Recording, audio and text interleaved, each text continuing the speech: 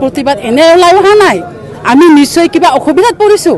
সেইকাৰণে ওলাই আহিব লগা হৈছে আমাৰ জননেতা শৰৎচন্দ্ৰ সিংহক জননেতা কিয় বুলি কিয় কয় জননেতা কিয় কয় তেওঁ এই ৰাইজৰ কাৰণে চিন্তা কৰিছিল ৰাইজৰ চিন্তা কৰিয়ে তেওঁ এই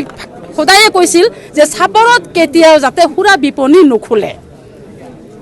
এই কাৰণে কৈছিল যাতে ইয়াৰ মানুহবিলাকৰ উন্নতি হয় ল'ৰা ছোৱালীবিলাকৰ শিক্ষাই দীক্ষাই উন্নতি হয় কিন্তু এইখিনি জানিও যদি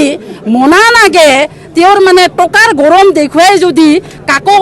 কেয়াৰ নকৰি হেয়জ্ঞান কৰি সকলোকে ৰাইজক হেয়জ্ঞান কৰি শৰৎচন্দ্ৰৰ নিচিনা মানুহ এজনৰ কথা বাক্যক হেয়জ্ঞান কৰি যদি তেওঁ ইয়াত সুৰা বিপণী খুলিব খুজিছে আমি খুলিব নিদিম এইখন আমি বন্ধ কৰিলেহে এৰিম এই জুই জ্বলিছে জ্বলিব জ্বলিয়ে থাকিব যেতিয়ালৈকে বন্ধ নহয় অসুবিধা ওচৰতে আমাৰ স্কুলবিলাক আছে স্কুলত আমাৰ ল'ৰা ছোৱালীবিলাক কিয় পঠিয়াওঁ ভাল শিক্ষাৰ কাৰণে পঠিয়াওঁ কিন্তু ইয়াতে যদি দেখা পায় যে মদৰ এৰি হৈছিলে মদ খাই ইজনে সিজনে পৰি আছে তেওঁলোক এটা পৰিৱেশেওতো কিছুমান ল'ৰা ছোৱালী নষ্ট কৰে নহয় পৰিৱেশ যদি বেয়া হয় তেতিয়াহ'লে ল'ৰা ছোৱালীৰো আমাৰ জীৱনলৈ এটা বেয়া হ'ব আমাৰ দেখি আহিছোঁ আজিকালি কম বয়সতে ল'ৰাবিলাক ঢুকাই আছে কম বয়সতে ছোৱালীবিলাক বিধৱা হৈ আছে এটা ল'ৰা ছোৱালীৰ মাক বাপেক হৈ বাপেক ঢুকাই গ'ল মাকে বৰ কষ্ট কৰি ল'ৰা ছোৱালীক ডাঙৰ কৰিব লগা হৈছে গতিকে আমাৰ মানে মদ জিনিসটা এনেকুৱা এটা হুৰা জিনিস এনেকুৱা সকলোৱে জানে ইয়াক ক'ব নালাগে আমি যোৱাকালি চাৰ্কল অফিচৰ সন্মুখত এই ইয়াৰ লাইসেন্স বাতিল কৰিব লাগে স্থায়ীভাৱে বন্ধ কৰিব তাৰ দাবীত আমি ধৰ্ণা দিছোঁ আৰু মাননীয় ডিষ্ট্ৰিক্ট কমিশনাৰক আমি মেমৰেণ্ডাম দিছোঁ আমি যোৱাকালি গম পাইছিলোঁ যে হাইকোৰ্টৰ পৰা অনাৰেবল হাইকোৰ্টৰ পৰা এখন আদেশ আহিছে যে যিহেতু দুটামান কথা 29 মে তাৰিখে যে বন্ধ কৰিছে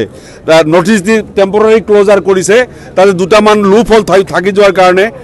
অনাৰেবল হাইকোৰ্টে অৰ্ডাৰ দিছে এইখন খুলি দিব লাগে সেইকাৰণে আজি খুলি দিবলৈ আহিছে আমি চৰকাৰক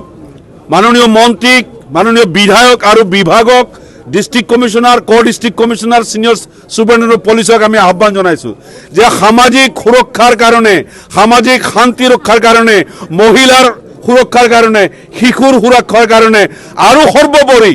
এটা বসতি অঞ্চলত রেসিডেন্সিয়াল এরিয়াত এই শান্তি রক্ষার কারণে এই দোকানখন স্থায়ীভাবে বন্ধ করে দিব লাগে কঠোর আদেশ আহিব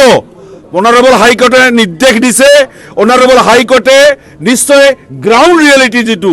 গ্রাউন্ড রিয়েলিটি নাজানে সেইকাৰণে অনাৰেবল হাইকোৰ্টে একপক্ষীয়ভাৱে এটা